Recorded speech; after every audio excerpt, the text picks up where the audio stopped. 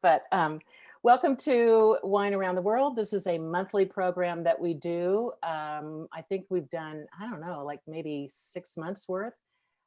During COVID, it was just sort of our idea to get people together socially and learn a little bit about wine while we're at it, while we were all locked down. And while I am thrilled that the lockdown is loosening up as more and more of us get vaccines, I am happy that we have these ways to connect over Zoom, and the possibilities really are endless. But the wine thing has been very popular. I don't know why. And so we will certainly continue to do that into the future, be it on Zoom or in person or some hybrid thereof.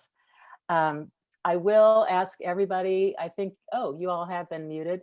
We're muting you because many of you are with friends or another person, or you might have a dog, or you might have a phone call or someone come to the door. So we just mute you so that everybody can hear our speaker. But if a question comes up about any of the wines we're sampling or about wine in general, just put it in the chat and I will read it. And Kathleen, I think, described where the chat bubble is. It's that little speech bubble down below. And that's the way we'll monitor the questions. And then at the end, we can open up everybody's mic and talk to each other and ask questions that way as well. So our guest tonight is Mac Kreider from On the Rocks liquor store on 18th and Mass. Mac has been with us before, and during the course of that conversation, people were very interested in what we're calling affordable wine, and that is that prized bottle under $15 that you can drink without feeling, you know, guilty or that you've put a dent in your budget or anything like that. And in fact, Mac, I think it might have been your idea in the first place to do a whole program on this. So that's where we are. And Mac has chosen 4 wines, and you have chosen from those 4, I'm sure. And he's going to lead us through each of them and educate us about the wine and possibly the vineyard and kind of tell us what we're tasting for. So Mac, with that, I'll just let you take it away and be sure everybody's in speaker view so we can see Mac bigger than life. Yeah. Take it away. Yeah. All right. All right. Hey guys. So I picked 4 wines. These are wines that, I mean, I work at a liquor store, don't make a lot of money. These are wines that I drink all the time because I can afford them. But really I wanted to pick stuff, especially because there are those wines out there that everybody calls like unicorns, that, you know, there's like this insane like $10 Pinot Grigio, you gotta try it, you know, but that doesn't happen very often. So I tried to pick wines from regions that are good to check out for if you want to, like, if you like something from a region that I picked, then you can keep going. Or just to kind of remind you that there are other varietals out there. You know, there's not just, you know, Sauv Blanc, Cab, you know, that kind of stuff. Like there's all kinds of stuff out there. And the first one that I picked is El Porvenir's Torrontés is how you say the name of this grape. This is a really cool little grape, and the reason why I like it is because if you're paying more than 15 bucks for it, then you're not doing something right. It's kind of like a classically inexpensive wine. This is from Argentina and Salta, and what's cool about these guys is that they actually basically overtook 4 like really old vineyards and kind of revamped them and planted classic grapes, and then also some like classic French grapes too. So I'm already getting a little swirlies going. I did chill this. If you didn't, it's not that big of a deal, but I do recommend chilling this one for sure because it'll help you kind of like flower it out a little bit more. One thing about Torrontés is that it is a kind of classically floral wine. So, you know, look for like white flowers, especially, is one that like kind of explodes out of this. Yeah, it smells like a pretty lady. And that's kind of the reason why I like this one so much.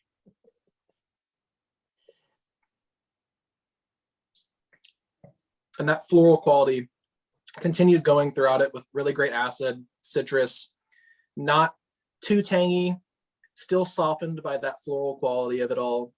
But the main reason I picked this is because if you want to buy wine for under 15 or especially under $20, Argentina is a really, really good place to start.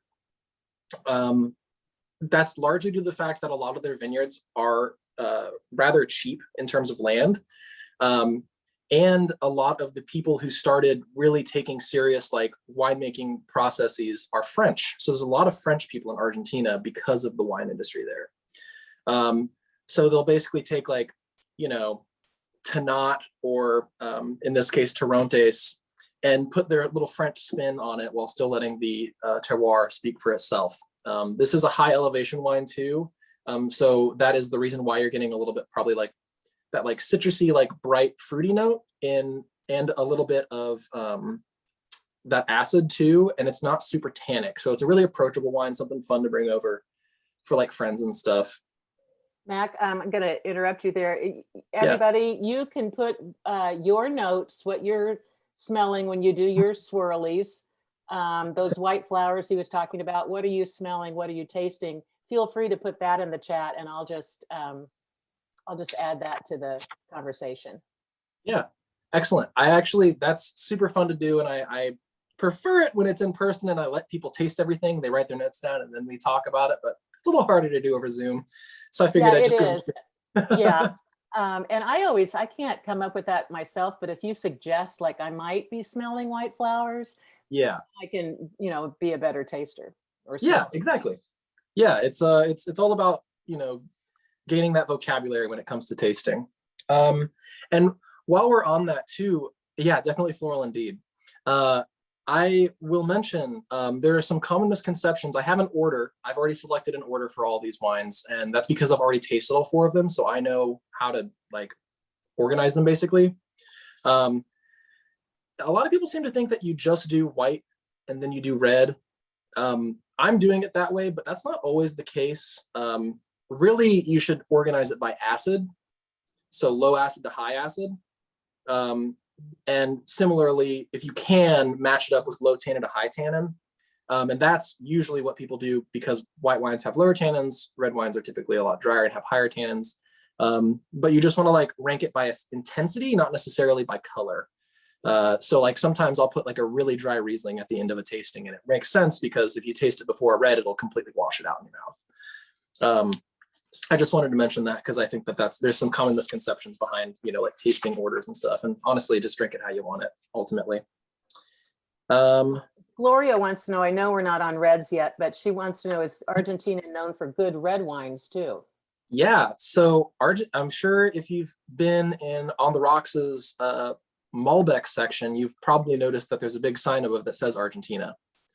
And while Argentina is Malbec originates in France, in a place in Bordeaux called Cahors, and they would typically make really intensely tannic, like kind of over the top wines with Malbec that would be intended for blending.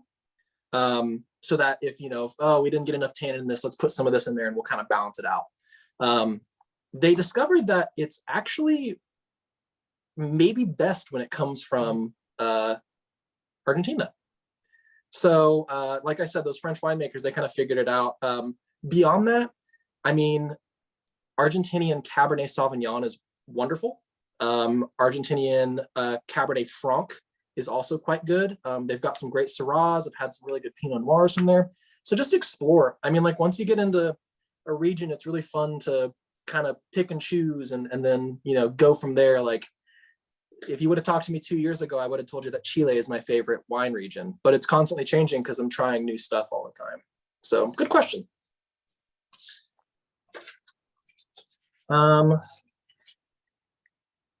Let's see.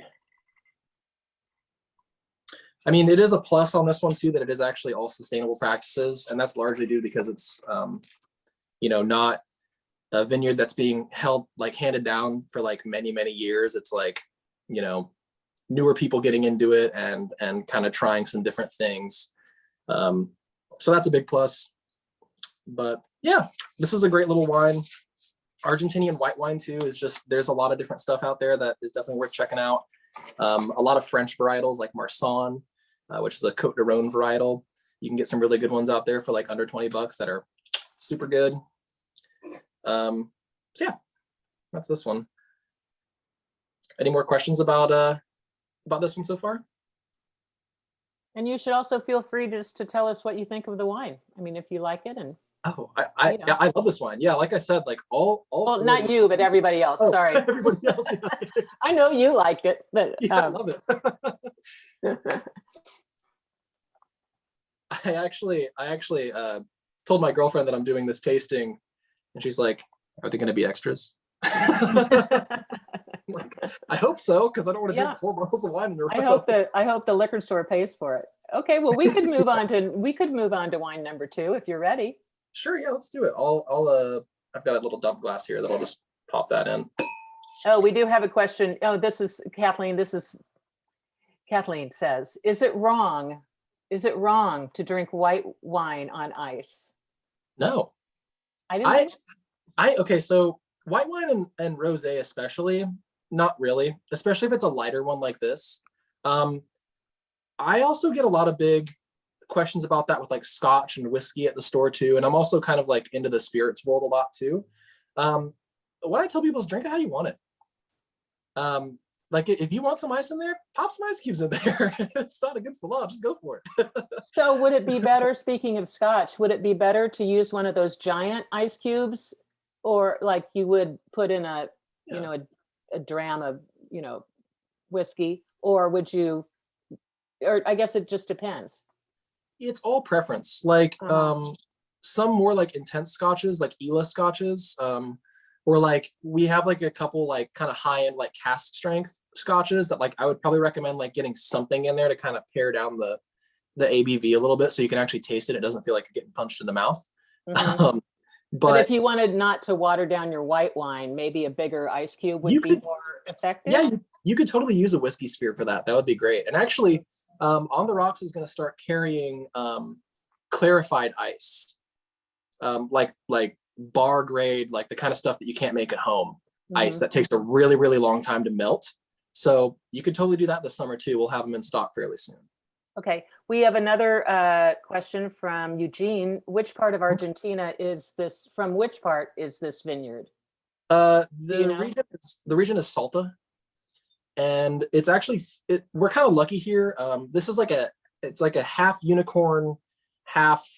You should try a lot of Argentinian wines because this is special because it's a single vineyard wine, and you usually don't see single vineyard wine at this price point in general. It just doesn't happen very often because it takes so much more blending and everything like that for them to get it right. So yeah, Salta is where it's from. Okay, Salta.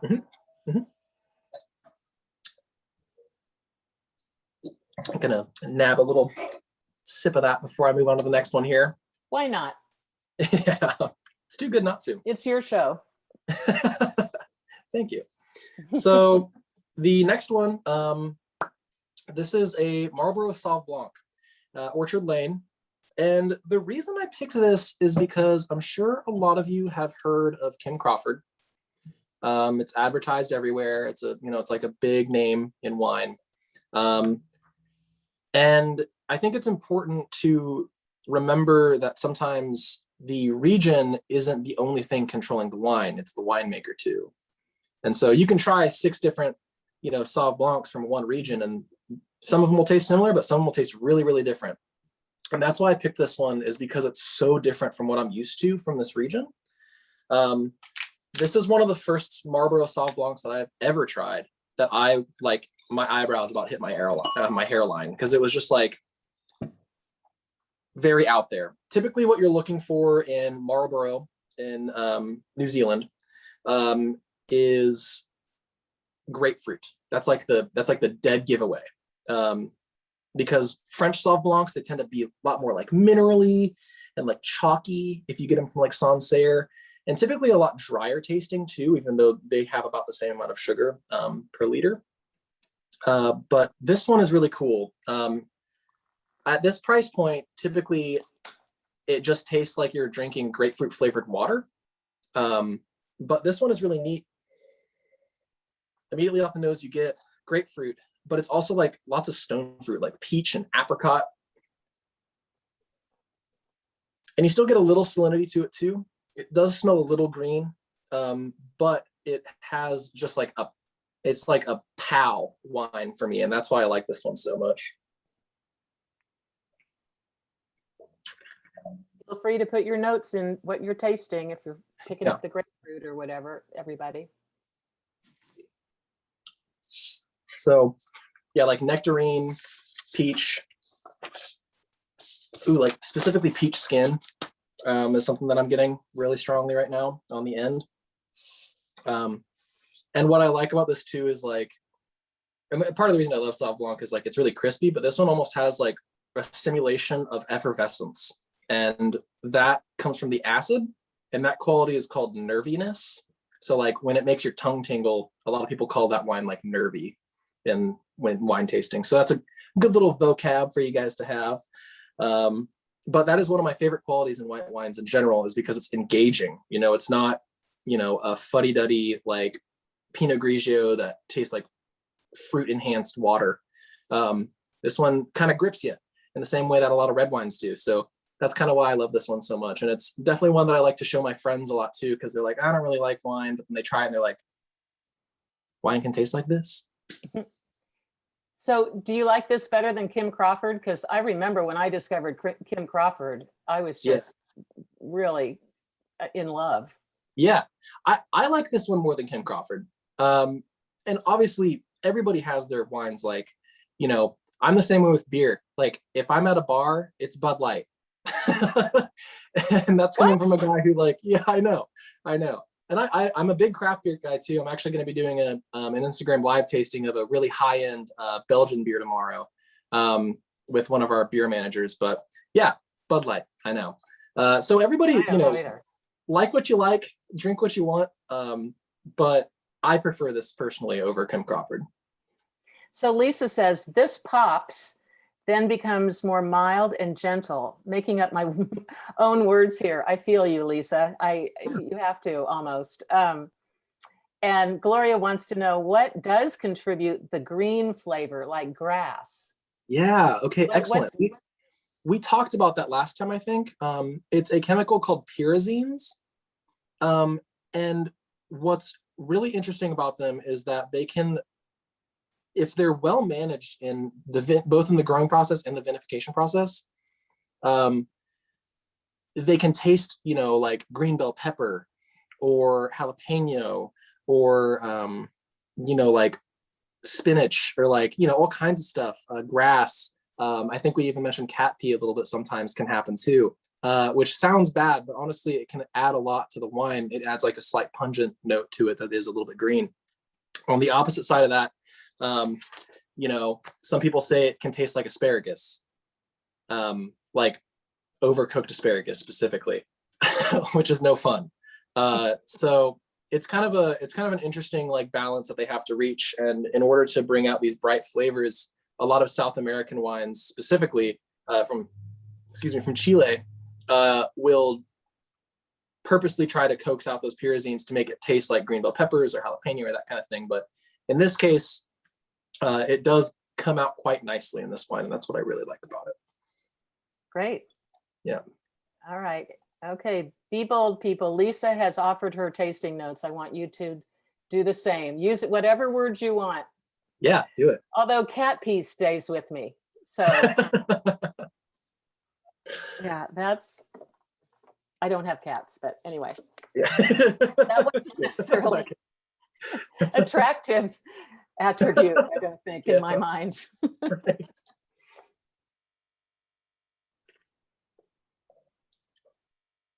Okay. Everybody like it?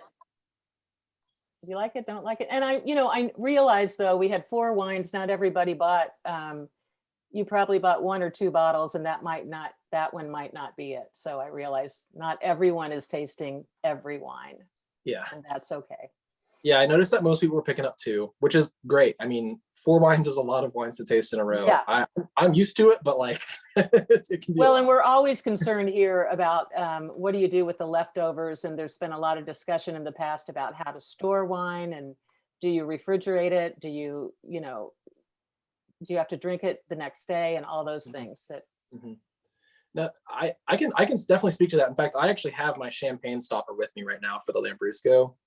Um, it depends. White wine in the fridge, sealed, especially if you have one of those fancy like pump vacuum sealers.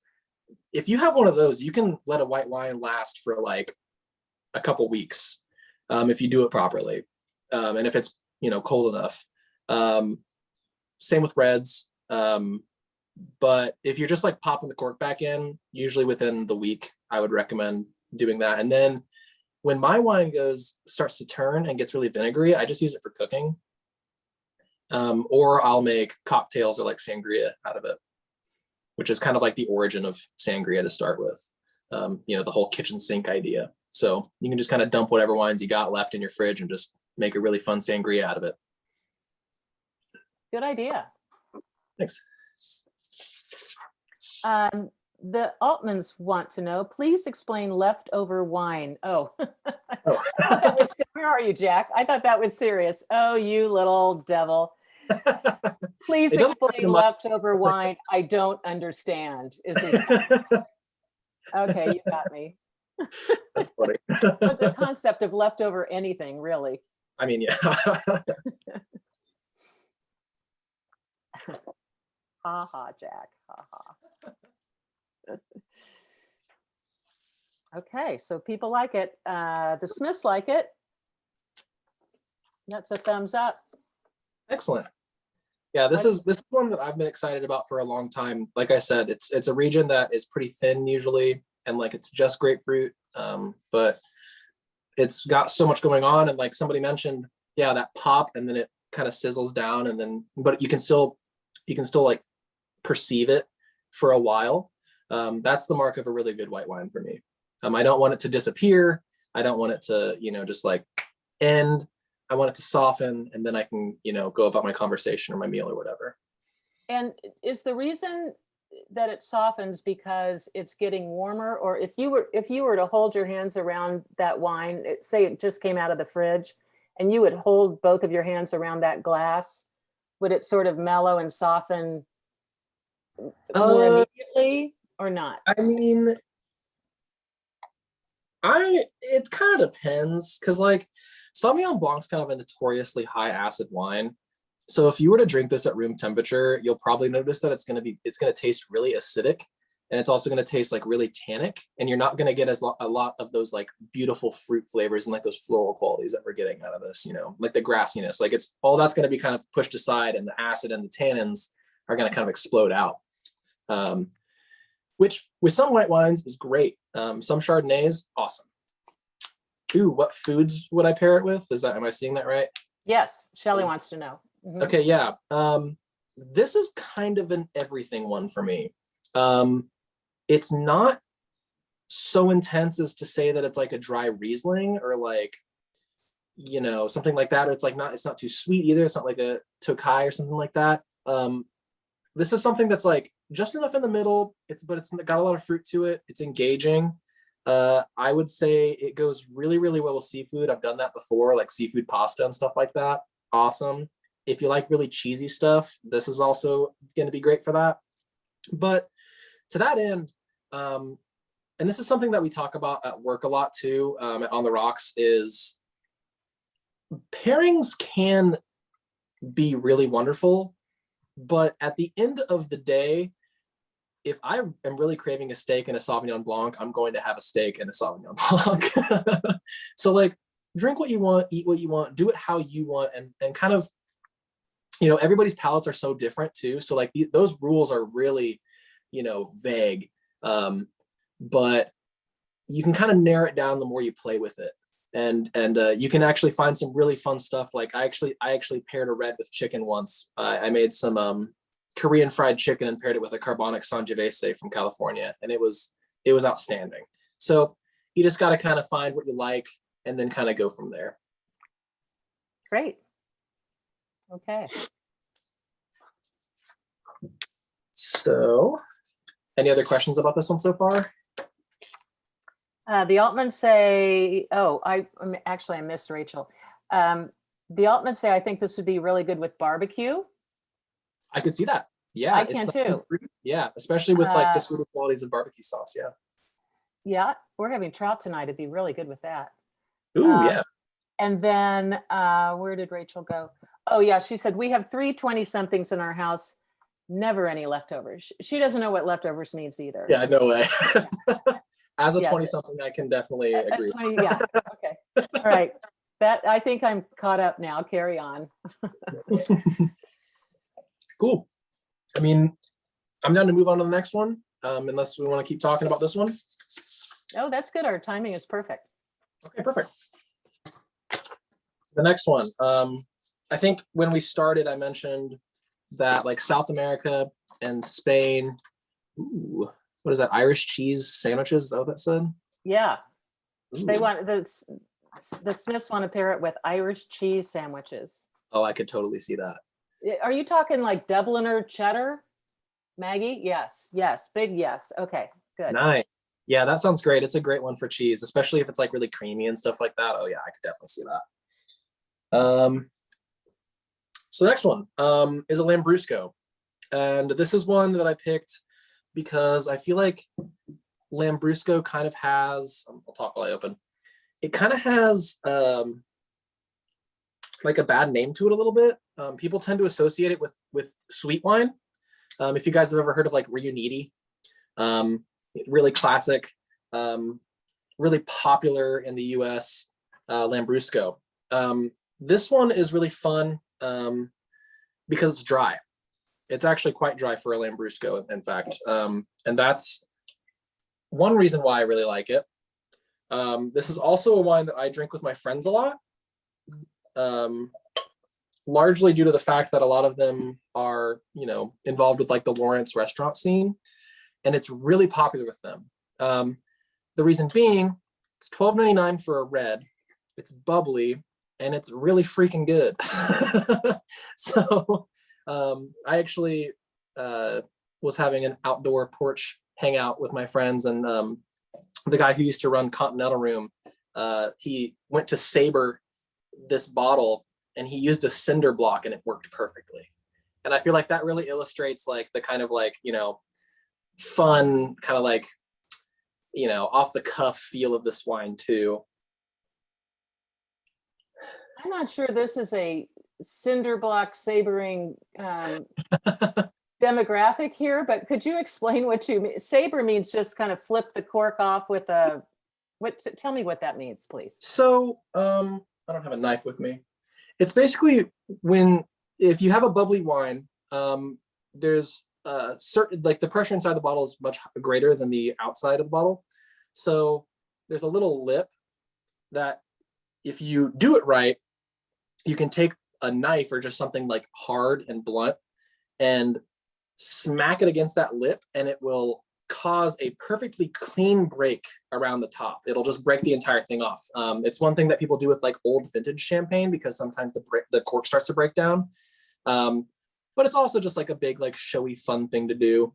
And we were kind of talking smack on like the ceremony of sabering. I really think it's fun, but it's not for everyone. It's also kind of hard to do. But he was kind of talking smack on. He's like, yeah, it's like not even that cool. And he just picked up a cinder block and went thunk, and it worked perfectly. It was a lot of fun. So onto the wine. This definitely, like, even on the nose, definitely has that kind of classic Italian earth to it, which you don't really get with like really inexpensive Italian reds typically, but that's what I like about this, is like it has like kind of like a pungent nose to it.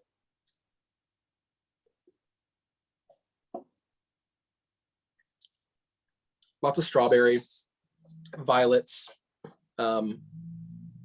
It's a really easygoing wine, and I mainly picked this because it's springtime, and this is like one of my like top springtime wines. But this one in particular is just a great one. They do a really good job. They make a sweet one too. So if you guys like sweeter wines, they do like a medium sweet one. That's also bubbly. It's a little darker, but it is also quite good. And I should mention, Lambrusco is a grape, but it's also the style. So Lambrusco is like an ancient grape. They used to make it in like Roman times. And it's part of the reason why it's so inexpensive and why they used to use it a lot in like, ancient times is because it's a really high yield wine grape. So typically what you're looking for in high-end wine is low yield, because you're kind of like punishing the grapes. You want to make sure that it doesn't grow that many, but they come out well, and you get all that energy into as few grapes as possible, so you get the most flavor into those grapes, into the berries. And so in this case, it's a high yield wine, but it's still darn good. It's super fun. It's easy going. It's just, something that you can crack open a few bottles and set them at a dinner table at a dinner party and have a lot of fun with. Which after I get my second shot, I will be doing exactly that. I've been dying. That will be great. I bet you are. So wine, food pairing suggestions? Yeah. This is kind of, I actually almost did this one first. But because of the earthy quality to it, I didn't want it to kind of like clash with the Torrontes. This is definitely like a before dinner, but you could also do it with like, like prosciutto, like just like charcuterie in general. I like esoteric pairings. I'd pair this with like a park bench and a book. But I think these first three wines are so forgiving in your pairing. In a paper bag, absolutely in a paper bag, yes, that's very me. I would probably do something like that at a party, yes. As a gag more than anything, but yeah, no, these first three are definitely kind of easygoing and can go with just about anything. I would almost, consider this in terms of pairings, like you could do it like a rosé. When we did our Thanksgiving pairing, this would have been a great choice. In fact, it was even discussed with our sommelier to maybe do this, but we just didn't have enough on hand. So all kinds of stuff. Just a really fun, wine for gathering around with or just enjoying on your own, really. Thoughts? Anyone sampling? Want to share just what you're tasting? Like cats or white flowers or cranberries or plums or okay. All right, well, I forgot to Lisa had another comment. I love trying to move the boundaries of how to drink wine, but I appreciate Mac's guidance. So I think that goes back to the last one when we were talking about ice and whatnot. Yeah, and I definitely like pushing boundaries on what I can do with wine. I definitely like experimenting with like cocktails and stuff like that. But it's also nice to have, because I have my people that like I look up to with wine and stuff like that. So it's kind of fun to get that interplay of like learning about the classic way to do it, but also kind of, messing it up a little bit and trying it your own way. So should this be chilled at all? It's bubbly. I did. You did. Yeah. So what I recommend for this one is the rules for a chilling a red. Is so like the kind of classic like vague rule is whites, pull it out of the fridge at 30 minutes before you're going to drink it, and then reds, put it in the fridge 30 minutes before you're going to drink it. So 30 minutes chilling on reds, that's usually plenty. When it's this cold outside, like I think I had it in my fridge for like maybe 20 minutes, and that just kind of like grounds it a little bit. The tannins get softer, it gets less sweet. Like the sugar content goes down a little bit for you. There's just like a lot of different like aspects to chilling it, and especially with bubbles, the bubbles can get a little bit wilder, and so as we call the bead, or like the thickness of the bubbles, or like the diameter of the bubbles, will get bigger if you are drinking warm, bubbly. But chilling it definitely helps make it softer and more enjoyable, in my opinion. Okay. Annie would like you to show us how that stopper works for the Lambrusco. Excellent. I'm so glad somebody asked about that because I'm kind of excited about it. Excellent, Annie. Where are you? Annie, excellent. Very good. So this is really neat. So unlike a typical stopper, this is basically a normal stopper, but it has this little hinged piece at the top that swings down like that. And so the idea here is that, like I was talking about pressure in the bottle, it is a higher pressure wine. And in order to keep that bubble in there, you need more than just a regular stopper. So you pop it on here, and then you notice that it comes right down to the lip, that lip that we were talking about sabering off. So if you saber the bottle, it won't work, unfortunately. A little less fun that way. And then you swing it around and it clips on and it hooks onto that little lip so that it keeps the topper on. I don't know if you guys ever tried to like have like a bottle of bubbly before and like put it in the fridge with the lid on, and then it's like kind of loose when you pull it out of the fridge. That's why. It's just oxidizing and it'll slowly, pop out. But this is a way to prevent that. And I actually really like having this because I live alone, and I do like bubbly a lot. So, this is a great idea. The spoon trick, I've never heard of the spoon trick before. If somebody could explain that to me, I would love to hear it because I love little tips and tricks for this kind of thing. And I think I also saw somebody mention where to get one of these. Yes. On the Rocks I'm trying to get these in right now. The ones that we're looking at are a little pricey, and we want to keep them like under $5 if we can.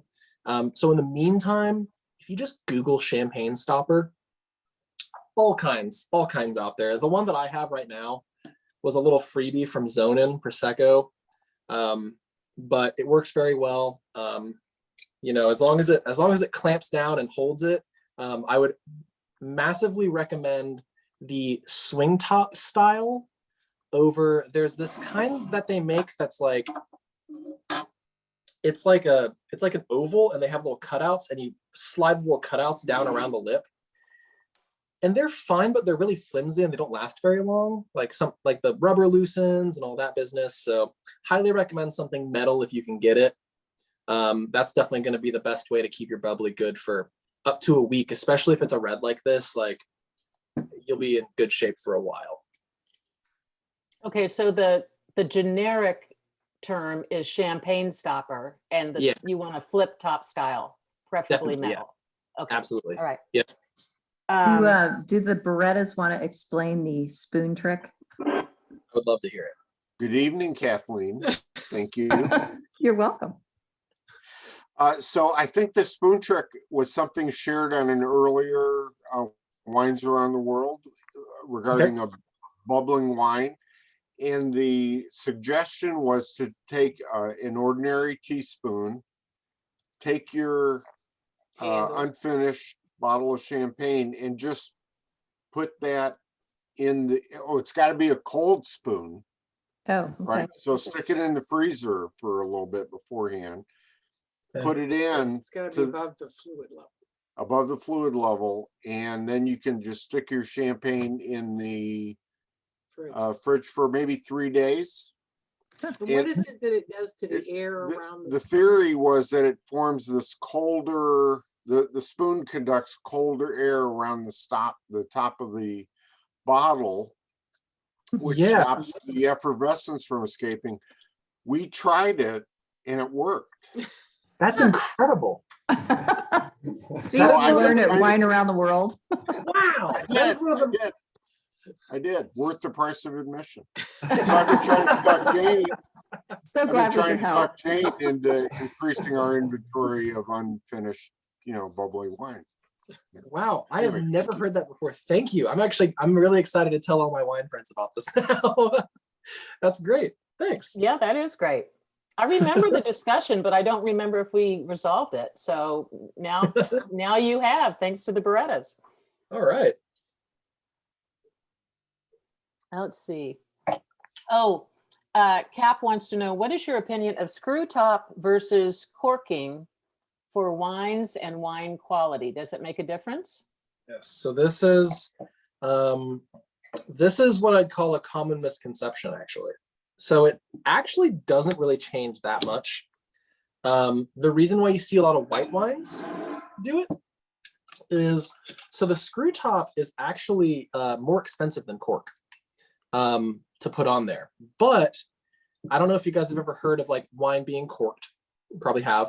It's when the natural fungus that grows inside the cork bark touches the wine, and it grows inside the wine, and it makes it taste like, you know, wet basement or like wet cardboard or kind of mildewy just generally.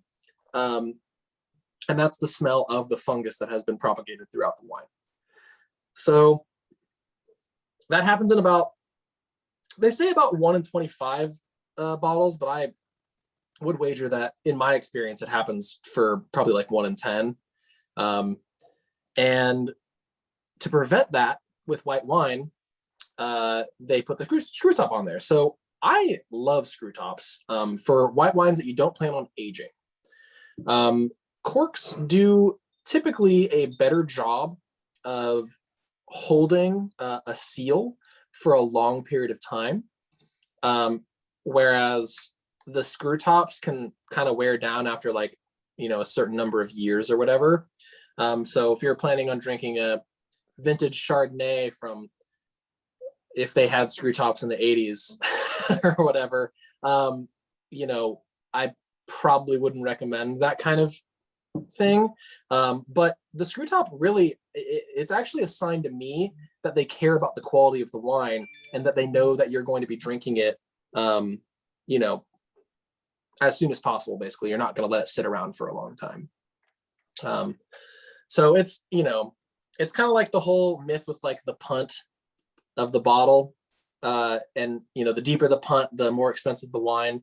Really, they're just spending more on glass in that case, and they just want a better bottle to suit their fancy wine and make it seem fancier.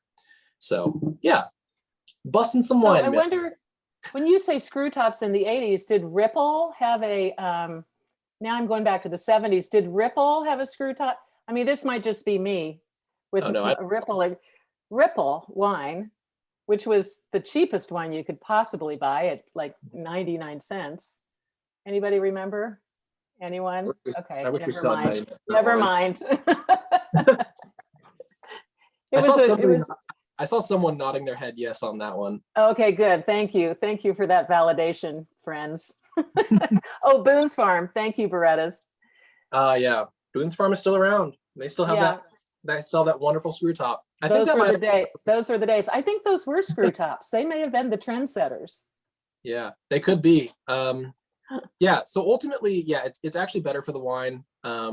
There's less likelihood that you'll have a corked bottle.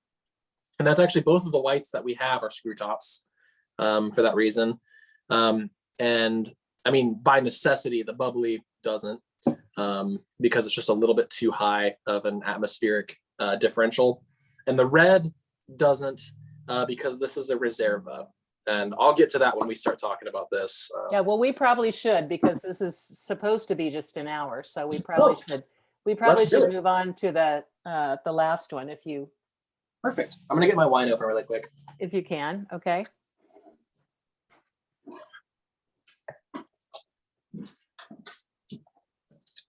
Oh, Kathleen, you changed locations. You're now in a wine cellar. Yeah, this is actually the wine cellar of the wine that we're talking about. So, like, oh, really? The last one? It is. Excellent. Yeah. So, this is maybe one of my favorite red wines that I have ever had for under $20. Lawrence gets a pretty good deal on it, and that's actually because here in Lawrence, we're lucky enough to have one of the most prestigious Spanish wine importers in the nation. Wine Direct Lawrence is what they're called. And so we get, you know, really good prices on everything. They're basically next door to our distributor that we get a lot of them from. The other thing too is Spanish wine is usually pretty inexpensive. this one typically, like the rest of the world, gets it for like closer to, 20, 25 a bottle. This one's 15 here in Lawrence for that very reason. I like this area really.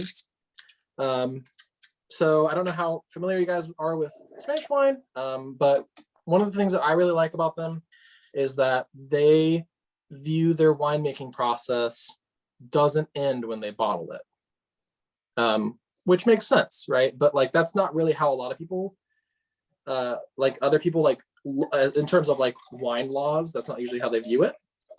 So in this case, this is the Reserva, which means that they basically store this bottle or these bottles after they make the wine, they bottle it, they store it in a warehouse for 3 years, and then they can sell it. But this is mostly Tempranillo. It's a Rioja, and Rioja also, I should mention, is one of the oldest regions in Spain for winemaking, classically speaking, in terms of like lawmaking. But it's also a really inexpensive way to get some really darn good wine. You can spend $50 on a bottle from there and get something that would be worth, like 150 from France. So it's like a fraction of the cost, pretty much across the board from Spain. This one is mostly Tempranillo, and there is a couple grapes on here that some of us might recognize, some of us might not. And I wanted to clarify those. So it is, 10% Mozuelo. Mozuelo is the Spanish name for Carignan, which is French varietal, French red varietal. Kind of like fruity, light, bright. And then Graciano is the 5% that kind of rounds this out on this vintage, which is, there's not another name for it, but it's very similar to Petit Verdot, if you guys have ever had that before. So it's like really kind of hefty, floral, like fruity, tannic wine. So this is already off the nose. This is like, I'm remembering why I like this wine so much. It smells so good. I think one of my favorite things to say about it is that I wish they made like a perfume or a cologne out of this wine that I could like wear, because it just smells so darn good. Mm. And so if you just cracked it, you might notice that it's quite tannic. Definitely the most tannic of the bunch. And it's going to taste especially tannic because we just got done tasting all those other wines that weren't very tannic. And then it's also quite fruity. And then there might be a little bit of almost like a milk caramel thing on the end. Now I'm going to go ahead and dump this glass. And this is one thing that, I live in a kind of a small apartment and I don't have a dishwasher as a result. So having a decanter around is really nice. But I don't really have room for one. And actually these little guys work really, really well for getting that oxidization down on your wine. I don't know if you guys ever seen this before. It's a little wine aerator. They're great. So I'm gonna try another pour with it.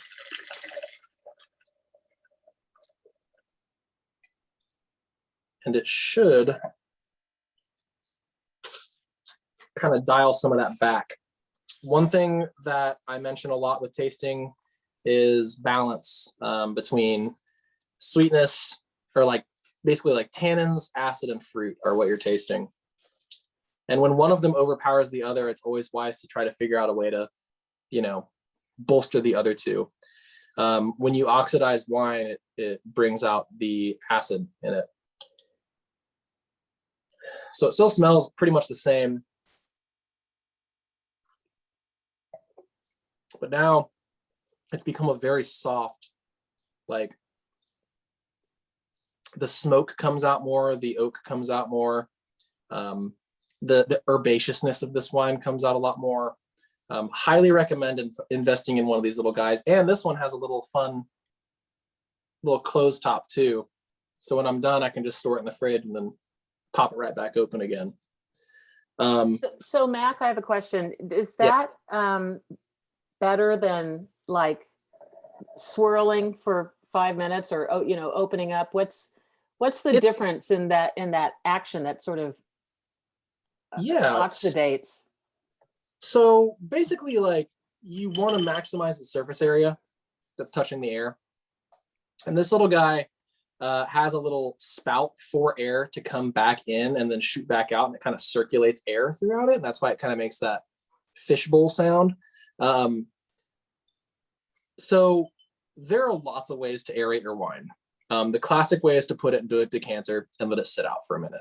And that can take a while. And, you know, sometimes I'll drink an entire bottle of wine, but I typically don't.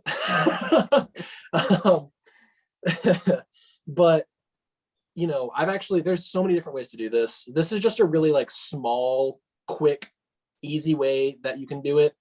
Yeah, swirling is a great way to do it, but I don't know, I'm kind of impatient, or I can be. And you can totally get something similar to that, but doing this and setting a timer for 5 minutes versus putting that little thing in there and just going gluk, gluk, gluk, gluk, and you know, it's just like, it's so worth it. And I just like soak this in water, and just like as soon as I'm done, I just like soak it in warm water, and then I pull it out, and it's usually good. That's one thing I never knew is just whenever I went on, how long do you have to sit and swirl? I mean, how long is enough? And can you go too far? And so that seems like a good solution. You can. I mean, basically what you're doing is you're expediting the process that causes wine to turn into vinegar. So the same thing that happens when you leave a bottle out overnight by accident, or you forget about a bottle in the fridge, that same process is happening just at different speeds. It happens really slowly when it's cold, happens more quickly when it's out on the counter, and even more so when you're making something like a mulled wine. And that's why you add sugar to it to balance that acid back out again, where you're heating up the wine. So in this case, this one's kind of designed so that depending on the angle that you pour, you can get more or less oxygen onto the wine. I did kind of a heavy pour because I've had this wine before, and it is one of the few wines under $20 that it actually benefits for over 4 hours of decanting, or like at least being open. But because usually it's like 30 minutes maybe, or like an hour, and it's like, oh, this is a different wine. But this one, like, if you're patient, it's like really, really worth it. Definitely one to, like, if you aren't super fond of this, I would highly recommend capping it, putting it in your fridge, and then trying it in a couple days after it comes back up to room temperature, and then open it up and try it again. It's going to be a different wine. You'll be drinking what I'm drinking right now. Yeah. Oh, okay. Sneaky. One funny thing that you can also do if you really are, if you're like kind of desperate and you don't have anything to decant with, blenders.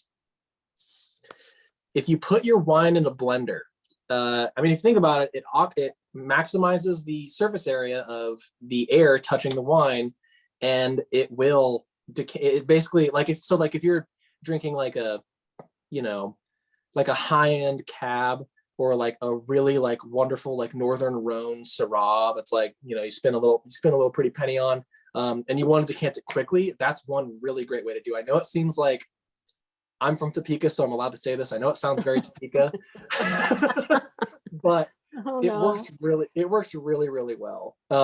And even with this one, you could totally do it with this one, because it does need a little bit of kick in the pants before it like gets up there, you know. I had a question about 2015. I can't read the rest of it though. What did that say? Kim says, this is 2015. How many more years should it age? So the wine we're drinking is from 2015. Mm-hmm. So the vintage label is when they bottle it, or no, excuse me, the vintage label is when they grow it. So that's the year that the wine was grown. Then they do the vinification process, which I believe for this one is like, it's not a super long time. They only put it in for 18 days maceration and 20 months in a combination of American and French oak for barrel aging. And then after that, they let this one sit for 18 months before they started to release it. But I mean, I would say honestly, right now is a great time to drink this wine. We used to have the 2012, And that one sold like hotcakes because it was maybe the best vintage of this wine that I've ever had. But at the same time, we don't know how much better this is going to be in 3 years. We can guess, and it's probably better, honestly, because it has the tannin, it has the acid, and those are really the main components that you need, and a decent amount of like sugar too. Those are the main components that you need to give a hearty wine what it needs to be able to continue aging and continue that malolactic fermentation. So, I mean, you could probably drink this up until like 2030, honestly. I'd probably just do it sooner than later though, because wine does hit that peak, and then once it starts going downhill, then you can tell. It gets a little stinky. And then Shelley wants to know, will a stick blender work, like an immersion blender that yeah, I would think that would be great. Absolutely. The only downside to that is that a lot of stuff that you do with wine, you want to make sure that it's touching mostly really sterile things, like, because it's alive. So like glass, stainless steel. If you have something that is like clean and like doesn't have any like, you know, like detergent dried onto it or anything, like a plastic bowl or something, would recommend against that. And also with glass, with an immersion blender, you could crack the glass. But if you're careful, I could totally see that working. Yeah. Mm-hmm. Great. Okay. Yeah. Well, does anyone have any other questions or comments? We can open the mics up now, I think. You can unmute yourself if you have any comments or questions, or want to tell us your favorite of the four, or least favorite, as it were. But I enjoyed. He was cutting out when he gave the region of Spain. Would you repeat that, please? Yeah, it's pronounced Rioja. And they say it right in those gold letters on the label. So Right. Rioja, Rioja. Rioja. Yeah. And, you know, as Kathleen mentioned in the chat, that wine direct, that's amazing. Why do we have that Spanish connection, and why are we getting that wine for $10 cheaper than anybody else? Is This is someone kinda- from Lawrence, or? Yeah, it's actually someone from Lawrence. He's, Neat. gosh, I haven't seen him in so long. I forgot his first name. I feel really bad because I used to see That's him okay. all the Yeah. time. But he's from Basque, Spain, northern, like the north coast of Spain. Up north. Yeah. So he's from there, and he has a really intimate working knowledge of Spanish wine, like probably better than anyone in the region, like US region. So that has a lot to do with it. And he's one of the people who runs, he basically runs like an importing business and also a distribution business. And Lawrence is actually responsible for like a lot of Spanish wines that go off to like New York and California and Chicago and, you know, Florida and like all over the US, because they can get these wines for cheaper because he knows what he's talking about to such a degree. Right. Mac, I'm going to put you on the spot. Oh, Kathleen is showing the label. Mhm. There we go. Mac, would you please ask him if he would like to do our May program? Oh, yeah. I bet he would love that. He's such a sweet man. Because He would probably really love that. so Be you really can either hook us up and I'll contact him, or if you're friends and you want to ask him for us, we would really appreciate it. I think that would be fascinating. Oh my God, he is so smart when it comes to wine. Like, I have never met anyone speak like wine like he can. He does have kind of a thick Spanish accent, or he'd get upset if I said Spanish because he's from Basque, but you know what I mean. Oh God, it's Boston? Okay. Yeah, I Boston. know the Boston accent very well. Okay. Well, we'll talk. I don't want to It's put a you on the Spanish spot. Boston accent. Yeah. Yeah, Well, Spanish and Boston. Whoo, yeah, that's not formidable. Boston. Yeah, not Oh, Boston. it's like the Basque region Oh, of Basque. Spain. Yeah, Yeah, no, Basque. Boston. That's better. Which I is thought you meant Spain by way of Boston, and I was just okay. I got you. Yeah. We'll talk later. Who else? Does anybody have? Yeah, Bosk, I got it. Corolla. I was a little slow on the uptake. Thank you. Yeah, and so Oh, does Kathleen, Jeff Hamilton have a question? You need to unmute yourself. oh, Jeff, I muted you because you were having too much fun. There you go. We had a question about acid and pH, and you can't find it on the bottles. And what are you looking for in terms of, is there a pH that's normal that you'd want? Or what do you need to know about pH? So it's actually in wine, acid is measured in grams per liter. Okay. Which is really bizarre. And it makes sense though. So what I mean is it's all about balance. So, some of the best sweet wines in the world, let's say Sauterne, right? Those white wines from Bordeaux that have the noble rot on them, they're wonderful, they're beautiful. The key, the sleeper agent, I would even call it, is the acid in it that causes it to not taste so sickly sweet. It's kind of like when you add salt to a batch of cookies and it makes the sweetness more palatable because there's more going on behind it. There's a counterpoint. Chocolate with sea salt, huh? Yeah, exactly. Yeah. So Perfect. that kind of idea. And that's usually why they don't mention acid that much on the label. And also why they don't usually mention sugar on the label either.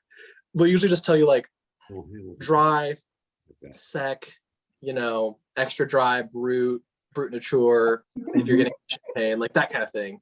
Or semi-sweet or semi-dry, that kind of stuff. They use words to describe that because and this is actually a really big thing in the wine world too, is perceived sweetness is so much different than the content of the sweetness, or perceived acid is also so much different from the content of the acid and the qualities of the acid. So if you just say straight up how acidic it is, well, there's several different acids that are at play and that are interplay with each other. Like on that Sauv Blanc that we had, I'm sure you probably noticed that acid that you felt on the tip of your tongue was so much different than the acid you probably felt in the back of your cheek with the Torrontés.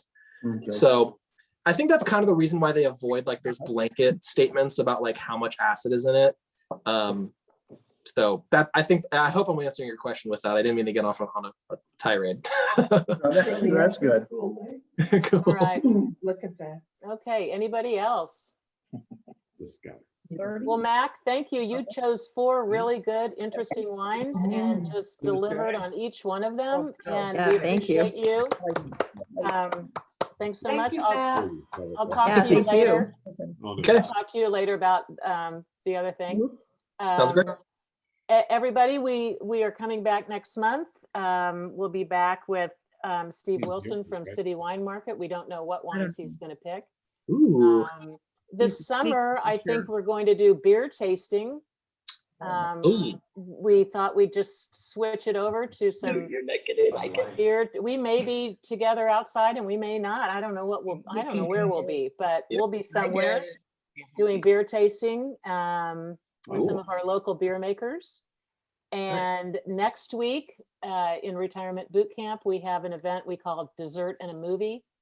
And that's on Wednesday, the 24th at 7 p.m. And that's where everybody brings a dessert and we talk about a movie that we've all watched previously.